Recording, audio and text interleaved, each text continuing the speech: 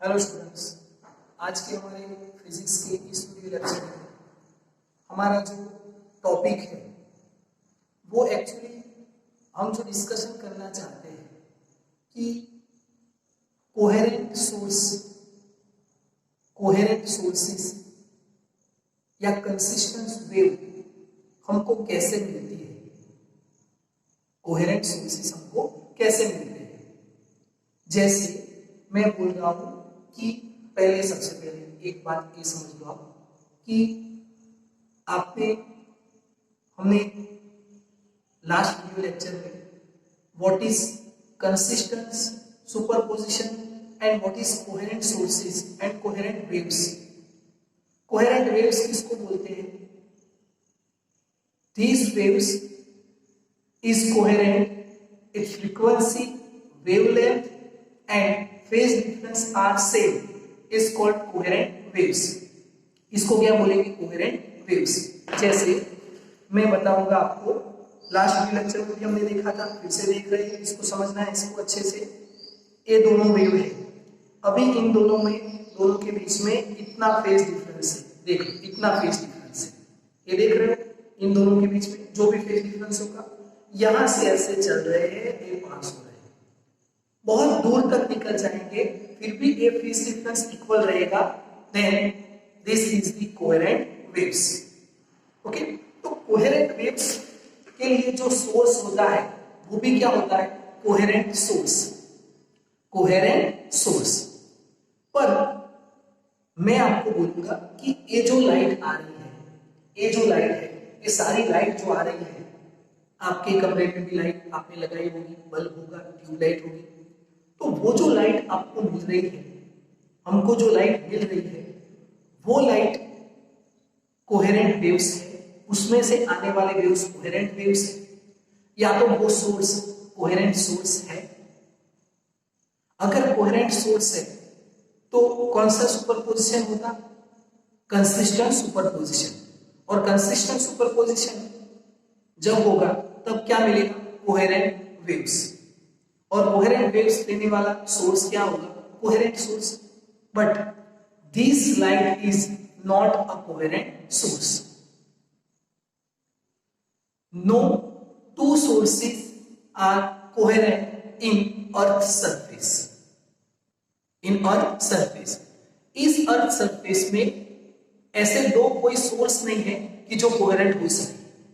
फिर से समझना, मैंने एक सोर्स लिया, एक सोर्स लिया, इसमें से वेव आ रही है, इसमें से वेव आ रही है, पर ये दोनों वेव का phase difference, wavelength and frequency क्या होना चाहिए? इक्वल। देन वी से these two sources are coherent source and these two waves are coherent waves, but no two sources are coherent on earth surface. Earth surface पे कोई दो source coherent नहीं है, तो हमको एक कोहेरेंट वेव्स मिलती कैसे? हम कोहेरेंट वेव्स कैसे बनाएंगे? क्योंकि हम कोहेरेंट वेव्स बनाएंगे तभी तो हम कंसिस्टेंट सुपरपोजिशन कर सकते हैं। ओके, पर यहां पे देखना, हम यहां पे नोट कर रहे हैं नो टू सोर्स आर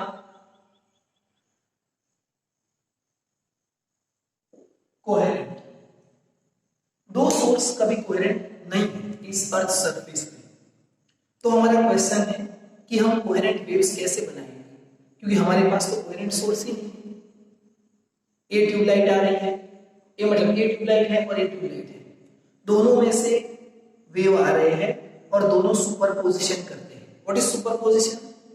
दोनों आके एक पॉइंट पे स्ट्राइक करते हैं और उस पॉइंट को ऑसिलेट करवाते हैं, डिस्प्लेसमेंट करवाते हैं। और वो डिस्प्लेसमेंट अगर हर टाइम पे एक जैसा फेज हमको मिलता है तो हम बोलेंगे कि it's a consistent superposition and this source are coherent source, but no two source are coherent. तो हम कोहेरेंट सोर्स कैसे बनाएंगे? कोहेरेंट सोर्स कैसे बनाएंगे? और सबसे पहली बात कि कोई भी दो सोर्स कोहेरेंट सोर्स क्यों नहीं है? Why two sources are not a coherent?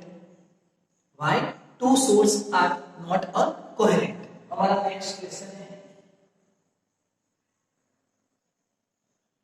Why two source are not a coherent. एक क्वेश्चन है क्यों नहीं है, तो इसको समझना है हमारे इस वीडियो लेक्चर में कि आप जानते हो what is the source of light. What is the source of light? Source of light is a oscillating electron. कौन है source of light? Oscillating electron. समझना है अब इस पॉइंट को अच्छे से समझना है। यहां पे देखिए हमने एक आपको पता है कि यहां से स्टार्ट करते हैं। ओके, इसको हम यहां से स्टार्ट करते हैं, इस पॉइंट से ऐसे।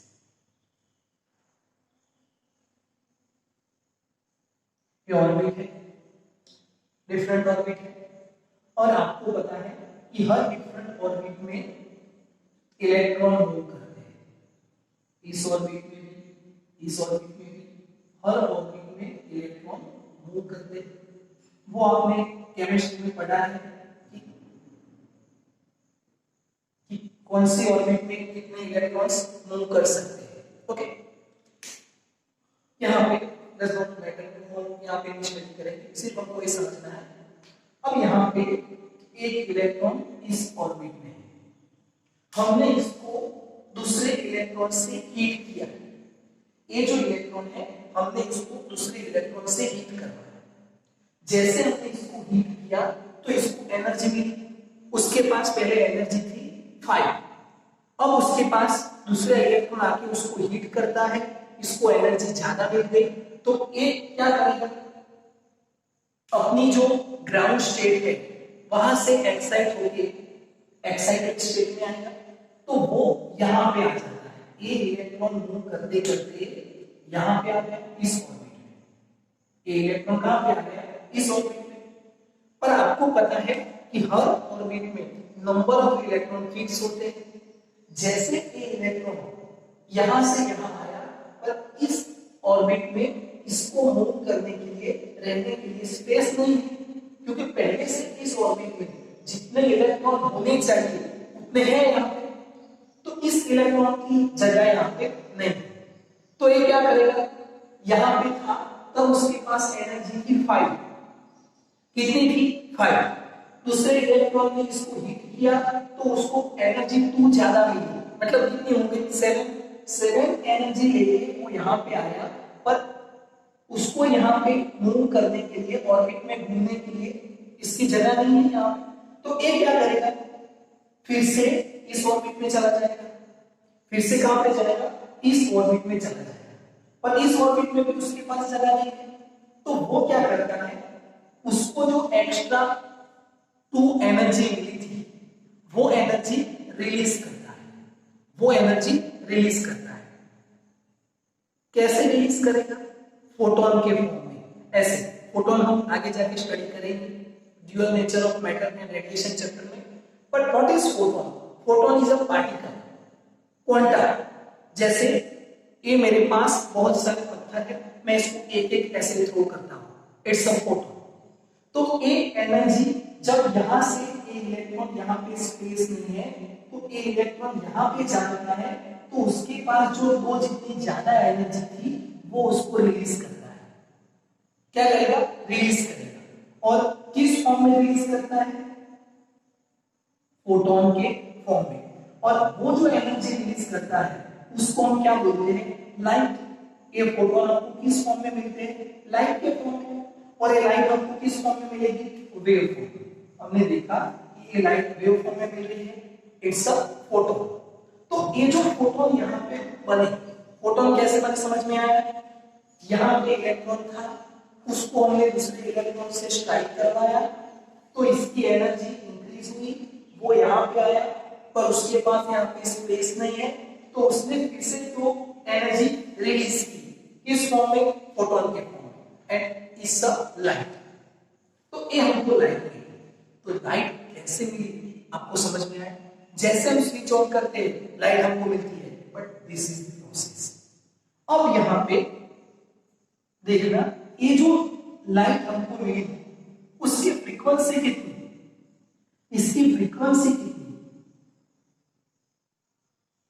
फ्रीक्वेंसी ऑफ फोटोन और frequency of light, frequency of light और फोटोन ये कितनी होगी? तो ये फ्रीक्वेंसी उतनी होती है जब ये इलेक्ट्रॉन यहां से यहां पे चलता है, एक्साइटेड स्टेट में से ग्राउंड स्टेट में चलता है, वो जितनी एनर्जी रिलीज करती है या उसको जितनी एनर्जी ज्यादा मिली है उतनी एनर्जी रिलीज करती है। तो यहां से जब ऑसिलेट करता है, ऑसिलेशन करना मींस एक पेंडुलम को हमने ऐसे यहां पे लाया और उसको हमने यहां से छोड़ दिया, तो वो यहां पे जाके रुकता नहीं है, वो ऑसिलेट करता है। देन यहां पे इलेक्ट्रॉन ऑसिलेट करेगा। ये जितनी ऑसिलेटिंग फ्रीक्वेंसी होती है, जितनी ऑसिलेटिंग फ्रीक्वेंसी होगी इस इलेक्ट्रॉन की, सेम उतनी फ्रीक्वेंसी किसकी होगी? लाइट और फोटोन की। और ये फ्रीक्वेंसी कितनी होती है? 10⁻15, 10⁻14, 10⁻12, इतनी ज्यादा फ्रीक्वेंसी होती है। 1 सेकेंड में वो 10⁻12 टाइम ऑसिलेटिंग करता है, हम उसको देख नहीं सकते। इसीलिए हमारे घर में जो लाइट लगती है वो इनकंसिस्टेंट है, इनकंसिस्टेंट कंसिस्टेंट नहीं है, फिर भी हम क्या बोलते हैं कि ये तो हमको कंटिन्यूअसली ब्राइटनेस दे रहा है। What is consistent? कंटिन्यूअसली अगर ब्राइटनेस मिलती है तो कंसिस्टेंट, पर ये इनकंसिस्टेंट है। तो आप बोलोगे कि इसमें भी कंटिन्यूअस ब्राइटनेस मिल रही है, तो नहीं, एक बार bright dark bright dark bright dark bright dark ऐसे करता है। तो आपको तो दिखता नहीं है, मुझे भी नहीं दिखता है। क्यों नहीं दिखता है? Because its frequency is in 1 second में कितनी बार वो ऑसिलेटिंग करता है? 10⁻15 टाइम, 15, 12 टाइम, 14 टाइम, वो हम मेजर नहीं कर सकते, इसीलिए हमको वो नहीं दिखता है। समझ में आया? इसलिए हम क्या मानते हैं कि वो कंटिन्यूअसली ब्राइट है, but it's a inconsistent superposition. Okay, तो इसकी जो फ्रीक्वेंसी होती है, ए इसकी जितनी होती है, फ्रीक्वेंसी ऑफ लाइट और photon is equal to frequency of oscillating electron, ए इसकी जितनी होगी। अब यहां पे देखिए, इसमें बहुत सारे प्रोटॉन हैं, बहुत सारे इलेक्ट्रॉन हैं। एक इलेक्ट्रॉन ऐसे फ्रीक्वेंसी बनाता है, एक इलेक्ट्रॉन ऐसे फ्रीक्वेंसी बनाता है, एक इलेक्ट्रॉन ऐसे फ्रीक्वेंसी बनाता है, एक इलेक्ट्रॉन ऐसे फ्रीक्वेंसी बनाता है। अब हमने क्या किया कि ऐसा ही एक दूसरा सोर्स लिया, ये एक सोर्स है, ऐसा ही दूसरा सोर्स लिया। अब दूसरे सोर्स में इतनी फ्रीक्वेंसी बने और इलेक्ट्रॉन इतनी स्पीड से ऐसे ही ऑसिलेटिंग करे, ये पॉसिबल नहीं है। चाहे आप मार्केट में से 2 बल्ब लेके आओ, 60 वॉट का 60 वॉट का, व्हाइट बल्ब, दोनों में बिल्कुल सेम है, एक जैसी लाइट दे रहे हैं, पर दोनों के अंदर जो इलेक्ट्रॉन है उसकी ऑसिलेटिंग फ्रीक्वेंसी डिफरेंट है। इसीलिए no two sources are coherent on earth surface, दोनों बिल्कुल सेम है, और उसके अंदर जो इलेक्ट्रॉन अपनी फ्रीक्वेंसी बना रहे हैं वो तो कोई भी अलग अलग बना सकता है, इसीलिए हमको 2 सोर्स कोहेरेंट नहीं मिलते हैं। समझ में आएगा आपको? ओके, अब यहाँ पे दूसरा केस कि इस इलेक्ट्रॉन को हम दूसरे इलेक्ट्रॉन के साथ कैसे स्ट्राइक करवाएंगे? सेम वैसे जैसे हमने एक बल्ब प्लग में लगाया हुआ है और जैसे हम स्विच ऑन करते हैं तो पावर स्टेशन जहां से हमारे घर पे बिजली आती है वहां पे एक इलेक्ट्रॉन ऐसे प्रेस करके हमने रखा हुआ है, ऐसे दबा के रखा हुआ है। जैसे स्विच ऑन करते हैं वो इलेक्ट्रॉन ऐसे आता है और बल्ब के जो फिलामेंट होते हैं उसके अंदर जो इलेक्ट्रॉन है उसको आके स्ट्राइक करता है। जैसे वो इसको स्ट्राइक करेगा ये इलेक्ट्रॉन क्या आएगा? एक्साइटेड स्टेट में, और क्या रिलीज करेगा? फोटोन। ऐसे हमको लाइट मिलती है।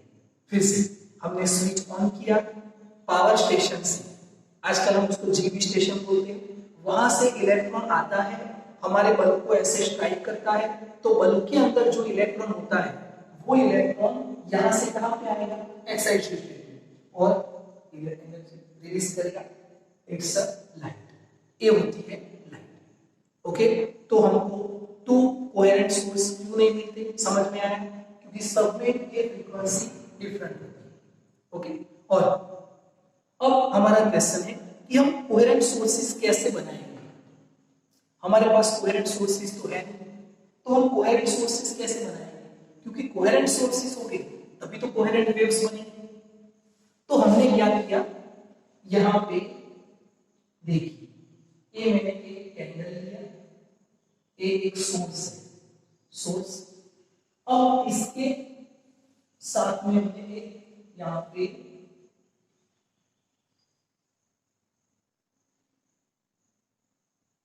दो स्लिट रख दी, एक दो स्लिट रख दी, ऐसे दो हमने गैप रखी है।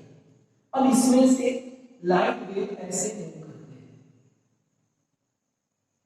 ये लाइट वेव ऐसे मूव करते हैं और ऐसे ही इसको स्ट्राइक करके ऐसे मूव करते हैं। ओके, ये लाइट वेव है। अब ये सारे पॉइंट्स जब इसको टच करते हैं, इसको टच करते हैं, तो ये एब्जॉर्ब हो जाता है, ये भी एब्जॉर्ब हो जाता है, ये भी एब्जॉर्ब हो जाता है, ये सारे एब्जॉर्ब हो जाते हैं। और यहाँ पे जो गैप है वो लाइट वेव्स ऐसे मूव करते हैं, ये वाली वेव्स यहाँ इस ऐसे मूव करते हैं, और ये जो लाइट वेव है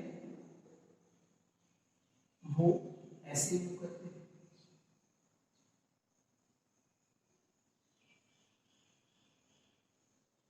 और हम यहां से देखते हैं, हम यहां से देख रहे हैं तो हमारी आंख में ऐसे और ऐसे ये लाइट आ रही है।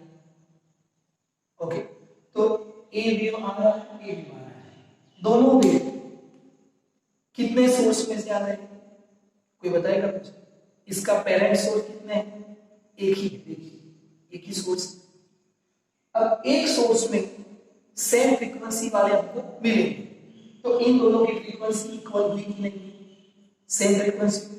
तो ये दो सोर्स बन गए, एक और दो। हम यहां से देख रहे हैं तो हमको कितने सोर्स मिल रहे हैं? टू, ए और ए। तो हमको ये जो वेव्स मिलेंगे वो कैसे मिलेंगे? Coherent waves, and these two source are coherent source. और इसको हम क्या बोलते हैं? कौन सी मेथड बोलते हैं?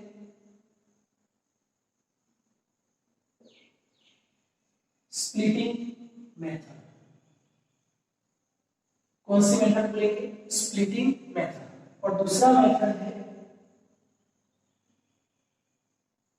रिफ्लेक्शन। मैंने यहां पे एक कैंडल लिया, यहां पे एक मिरर रखा, एक मिरर है, और यहां पे एक दूसरा मिरर रखा, ऐसे दूसरा मिरर रखा। यहां से एक लाइट ऐसे आ रही है, यहां से, और एक लाइट ऐसे आ रही है। अब यहां पे हम देख रहे हैं तो यहां से लाइट रिफ्लेक्ट होके ऐसे मिली, और यहां से लाइट रिफ्लेक्ट होके ऐसे मिली। यहां पे सोर्स कितने हैं? एक। पर जब हम यहां से देखते हैं तो हमको एक कैंडल कहां पे दिखता है? ये लाइट यहां से आती है, देखती हुई है, और यहां पे देखते हैं तो ये लाइट हमको कहां से दिखती है? देखिए यहां पे सोर्स एक ही है, पर मिरर की रिफ्लेक्शन के कारण हमको दो कैंडल दिखती है। अब एक ही कैंडल में से आने वाली लाइट की फ्रीक्वेंसी क्या होगी? सेम। तो ये वेव्स क्या होंगे? Coherent waves, and these two sources are coherent sources. Okay, समझ में आया कि हमको अर्थ पे दो कोहेरेंट सोर्सेस क्यों नहीं मिलते हैं, और हम कोहेरेंट सोर्सेस कैसे बनाएंगे? तो एक ही सोर्स में से हम दो अलग-अलग कोहेरेंट सोर्सेस बनाएंगे। Then this is the method, splitting method and reflection. And why two sources are not coherent? Because frequency of every electron are different in different source. Okay, तो ये आपको अच्छे से समझना है।